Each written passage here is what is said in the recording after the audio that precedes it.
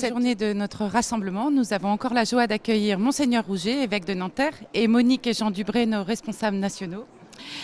Le père Caffarel affirmait que le sacrement du mariage et le sacerdoce, lorsqu'ils cheminaient ensemble, se nourrissaient l'un de l'autre. Pouvez-vous en témoigner ?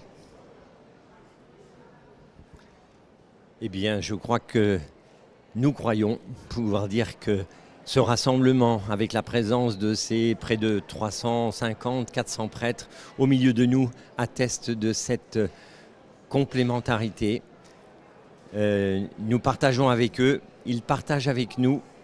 Nos deux sacrements se rejoignent et nous en avons eu une illustration puissante. Monique dira un mot de cette bienveillance réciproque et il apparaît avec tout ce qui a été tracé par nos prédécesseurs responsables et tous ceux qui ont cherché un peu, et même beaucoup, que cette complémentarité, c'est le souci de l'alliance entre le Christ et l'Église et le souci de l'alliance entre Dieu et son peuple, exprimé respectivement dans le sacrement, dans le sacerdoce et dans le sacrement de mariage. Et c'est parce que nous nous entraidons à cette fidélité réciproquement que nous sommes effectivement complémentaires et que nous cheminons ensemble. C'est vrai qu'encore dernièrement, on a eu un témoignage d'un jeune prêtre à Paris à qui a été confiée une très grosse responsabilité d'un très gros patronage. Et il était en équipe depuis 4-5 ans et donc il s'est vraiment posé, il nous disait la question en conscience en se disant est-ce qu'il faut que j'arrête l'équipe Notre-Dame parce que je ne vais pas y arriver à tout faire. Et puis il nous a dit, je me suis dit que non, il ne fallait pas, après discernement. Et là il nous disait, maintenant ça fait 2 ans que je suis avec cette responsabilité de ce gros patronage et j'ai bien fait de garder mon équipe Notre-Dame. Beaucoup de conseillers spirituels nous disent ça et pour nous en tout cas on peut dire la même chose. On a eu de par des raisons professionnelles le vécu dans 6 équipes Notre-Dame et on a gardé des liens très forts avec tous nos conseillers spirituels. On a eu la grâce d'en avoir dans chacune et c'est vraiment c'est une entraide mutuelle. On les porte dans nos prières, on les garde dans nos prières. Et on essaye de leur ouvrir notre porte en leur disant qu'ils peuvent venir quand ils veulent. Comme on disait à un de nos conseillers spirituels, tu viens quand tu veux, tu sais que tu as tous les jours un ticket de soupe chez nous. Oui, moi je peux confirmer cela. Et quand je suis devenu évêque, j'étais heureux aussi de garder l'accompagnement d'une équipe Notre-Dame. On a eu hier un temps de réflexion sur la synodalité.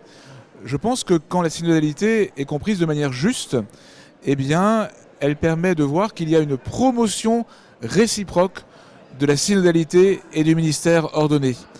Et c'était exigeant de voir et la responsabilité baptismale et la responsabilité presbytérale de manière profonde et ajustée.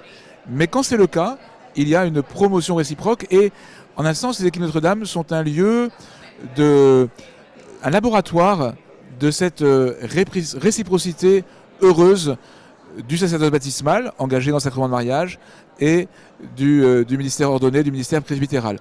Et je me permets d'ajouter que le compagnonnage simple et quotidien que j'ai eu pendant toute cette semaine avec Monique et Jean Dubré, plein de délicatesse et d'attention, m'a donné de faire cette expérience aussi de la promotion réciproque du ministère ordonné et de l'engagement des baptisés mariés. Merci. Donc, à l'issue de ce rassemblement sur le thème Allons avec un cœur brûlant, quel message d'espérance souhaitez-vous nous délivrer à la suite du Père Caffarel ?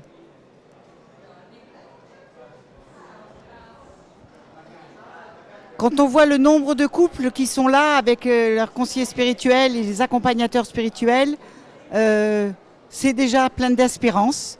La joie que nous avons partagée hier et tous les jours, au-delà des difficultés qu'il y a eu dans peut-être d'écoute, de compréhension, de traduction linguistique.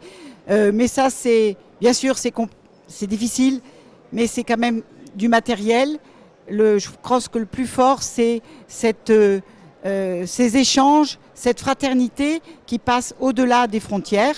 On a on rencontre des équipiers qui sont dans des univers de vie quotidienne qui sont tellement différents des nôtres. Et en fait, on se retrouve. C'est autour de notre désir de nourrir notre vie de couple sous le regard du Seigneur et en s'entraidant parce qu'on sait que ce n'est pas simple et qu'on a besoin de se retrouver. Et c'est ce que nous avons fait là, toute la grande famille des équipes Notre-Dame. C'est la raison d'être de ces grands rassemblements. Et donc, on repart le cœur brûlant. C'est pour ça qu'on a choisi avec Jean de se mettre en orange aujourd'hui pour signifier cela. Le feu, nous semble-t-il aussi, enfin personnellement je l'ai vécu comme ça, s'est exprimé avec ce très beau spectacle qui nous a été donné par cette troupe de jeunes, danseurs, chanteurs. Et il nous semble que l'espérance, elle est là. C'est-à-dire que cette troupe a signifié que, après avoir travaillé pendant 1 an, peut-être 1 an et demi, eh bien, ils étaient heureux d'être au milieu de couples qui cheminent pour rester fidèles l'un à l'autre. Et c'est l'expression de cette espérance que nous voulons partager et qu'ils ont su magnifier avec un superbe spectacle et une très très belle mise en scène. Et tout ça orchestré par un couple équipier qui a conçu ce spectacle avec beaucoup de cœur. C'est cette espérance que nous souhaitons transmettre et avec beaucoup de joie. Et nous essaierons de nous y appliquer avec conscience.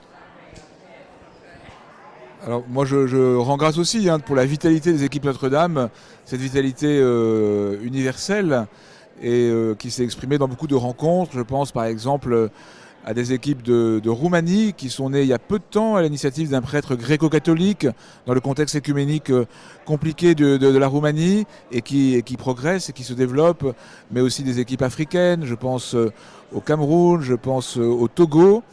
Et c'est magnifique de voir cette universalité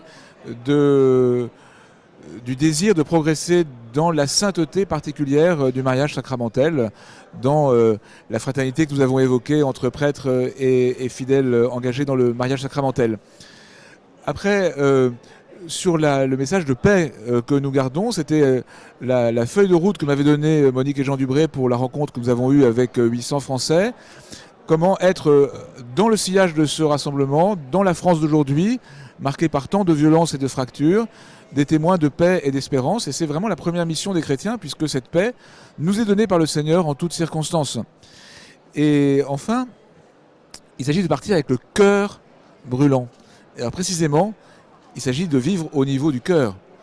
Et pour pouvoir vivre comme époux et comme prêtre aussi, au niveau du cœur, dans les relations avec les autres, encore faut-il vivre au niveau du cœur avec Dieu.